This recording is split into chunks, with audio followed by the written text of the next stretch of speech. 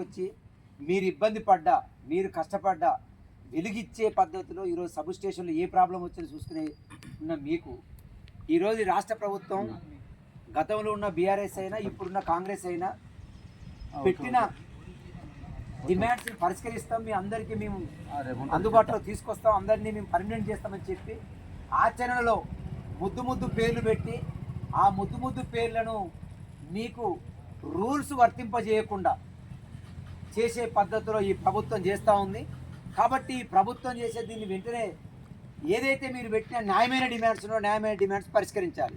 ఇందులో ప్రధానంగా మీరు పెట్టిన న్యాయమైన డిమాండ్స్ విద్యా అర్హతకు అనుగుణంగా మాకు ఉద్యోగాన్ని కల్పించాలి. ఇది అడగరుగా. ఇప్పుడు గతంలో కాంట్రాక్ట్ లెక్చరర్స్ని మొత్తం పర్మనెంట్ చేసింది బీఆర్ఎస్ గవర్నమెంట్. అప్పుడు ఏం చెప్పారు? కాబట్టి మీరు సీనియర్గా ఉన్న ప్రతి ఒక్కరు చేయాలని చెప్పారు. మీరు అది అడగలే. ఇప్పుడు ఈ ప్రభుత్వాన్ని ఏమడుగుతున్నారు? మాకు 10th క్లాస్ ఉంటే 10th క్లాస్ విద్య అనుగుణంగా ఇవ్వండి, మాకు డిగ్రీ ఉంటే డిగ్రీకి అనుగుణంగా మాకు ఉద్యోగాలు కల్పించండి. గడిచిన అనేక సంవత్సరాల నుంచి ఇందులో శ్రమ చేస్తూ ఉన్నాం. ఈ శ్రమకు తగ్గ ప్రతిఫలం ఇచ్చే పద్ధతిలో ఈ ప్రభుత్వం లేదు. కాబట్టి గుర్తించాలని చెప్పి చెప్తా ఉన్నాం. పర్మనెంట్ చేయాలని చెప్తున్నాం.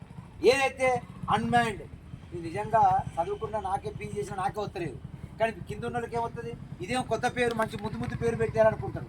ఇప్పుడు కొత్తగా పిల్లగాళ్ళకు పెట్టినప్పుడు, కుక్కలకు వాటి పెట్టినప్పుడు ఏదో కొత్త పేర్లు పెట్టినట్టు ఈ కార్మికులకు పెడుతున్నారు. అన్మ్యాన్డ్ అనే పేరు పెట్టి ఈ పేరు తీసేయాలంటున్నారు. ఏదైతే రూల్స్ ఉన్నాయో ఏపీఎస్బి రూల్స్ ప్రకారం మమ్మల్ని కార్మికులుగా గుర్తించండి. మీకు గుర్తుండాలి, మనం గుర్తుంచుకోవాలి. ఎప్పుడైనా పెట్టుబడిదారు సమాజం, ఈ సమాజంలో ఉన్న వ్యవస్థ కార్మికులను శ్రమ దోచుకోవాలనుకుంటే తప్ప ఆ కార్మికులకు వేతనం ఇవ్వాలి, కార్మికులకు అనుగుణంగా పిఆర్సీ ఇవ్వాలి, పెరుగుతున్న ధరలకు అనుగుణంగా ఇవ్వాలనే ఆలోచన ఈ ప్రభుత్వాలకు ఉండదు. ఎందుకుండదు? మీ శ్రమ దోచుకోవాలి. ఉదాహరణకు ఒక లైన్ మ్యాన్కి ఉంటుంది 2 లక్షల శాలరీ ఉంటుంది. ఇప్పుడు మిమ్మల్ని లైన్ మ్యాన్ చేసినామనుకో, మీకు 2 లక్షలు ఇచ్చే బదులు 30,000తో నడుతుందిగా.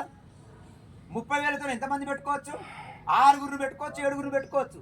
కాబట్టి 7గురిని పెట్టుకొని శ్రమ దోచుకోవాలి తప్ప ఒకరిని పర్మనెంట్ చేయొద్దనే ఆలోచన ఈ వ్యవస్థకు ఉంటుంది. కాబట్టి అందుకే ప్రైవేటీకరణ, కాంట్రాక్టీకరణ, అవుట్ సోర్సింగ్ సిస్టమ్ పేరుతోని వీళ్ళని పర్మనెంట్ చేయకుండా ఇలాగనే ఉండాలి. ఇందాక అన్న చెప్తా ఉన్నాడు ఏంటి, ఒకవేళ ఈ రూల్స్ ప్రకారం ఉంటే, ఏపీఎస్ఈబి ప్రకారం ఉంటే వాళ్ళు ఇన్ని రోజులు పనిచేసారు కాబట్టి వీళ్ళని ఖచ్చితంగా ఈ యొక్క ఎంపీడీసీఏలో వీటిలో ఖచ్చితంగా పర్మనెంట్ చేయాలనే రూల్ ఉంటుంది. కాబట్టి అది పెట్టకుండా అన్మైండో ఇంకోటో ఏదో కొత్త పదాలు తీసుకొచ్చి పెట్టే పద్ధతులు ఈ ప్రభుత్వాలు చేస్తూ ఉన్నాయి. కాబట్టి ఇక్కడ ఉన్న సొసైటీ చేస్తూ ఉన్నాయి. ఇది కరెక్ట్ కాదు. మేమంటా ఉన్నాం, పేరు మనం పోరాటం చేయడం వల్ల సమస్య పరిష్కారం అవుతుందా? కాదు. ప్రతిరోజు ఎస్బీ వస్తుంది, రిపోర్ట్ రాస్తుంది. రిపోర్ట్ రాయడమే కాదు, ఇక్కడ ఒక మురుగునే కాదు, 33 జిల్లాలలో మొన్న జరిగింది. వరంగల్లో నేను ఎందుకో జరుగుతుంది, ట్రాఫిక్ మొత్తం ఆపేశారని అనుకుంటాను. నేను భీమారం పోయేటప్పుడు బాగానే ఉంది, వచ్చేటప్పుడు మొత్తం ఫుల్ ట్రాఫిక్ అయింది. అక్కడ ఎన్పీటీసీ గారు పెద్ద పోరాటం చేశారు మీరందరూ. మరి ఇది అందరికీ ప్రజలు తెలవాలి కదా, ఎందుకోసం పనిచేస్తున్నాం. ఇప్పుడు వర్షాకాలం వచ్చిందంటే సరే, మీ అందరూ నేను చూడవు కానీ అన్న చెప్పాడు, మా ఫ్రెండ్ అతను విజయ్, మా క్లాస్మేట్, ఎప్పుడైనా మేము ఫోన్ చేయాలి మనందరం కలిసిన రారా పోదామంటే అది ఇచ్చా కుదరచ్చిచ్చా. ఎందుకంటే పండుగ పూట కూడా పని చేయాలి. మీరు ఎవడు పని చేయకుండా మీరు పని చేయాలి. ఎందుకు? కరెంటు పోతే అమ్మ ఏం కరెంటు రా బాడకావులు తిట్టు పడేది ఎవరికి?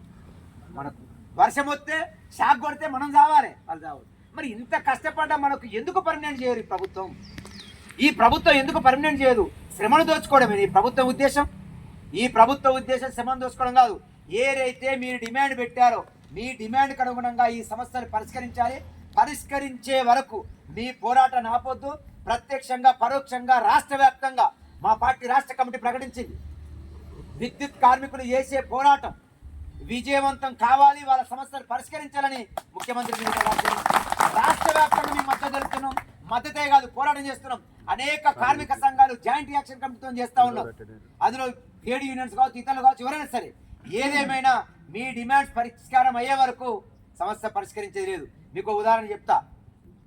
ఈరోజు అమెరికా, ఇరాను, ఇజ్రాయెల్ యుద్ధం జరుగుతూ ఉంది. మీ అందరు పేపర్ చూస్తూ ఉన్నారు. ఇరాన్ గెలిచిందా, ఇజ్రాయెల్ గెలిచిందా, అమెరికా గెలిచిందా? ఇరాన్ గెలిచింది. ఒకప్పుడు యుద్ధం జరిగితే ఏంట్రా నాయన అనుకునేది, కానీ ప్రతి వంటింటికి వచ్చింది ఈ యుద్ధం సమస్య. వంటింటికి ఏమొచ్చింది? గ్యాస్. ప్రతి ఆడవాళ్ళు చర్చిస్తారు, ఎందుకమ్మా గ్యాస్ లేదా, యుద్ధం జరుగుతుంది అడగా. ఇప్పుడు చిన్న దేశమైనా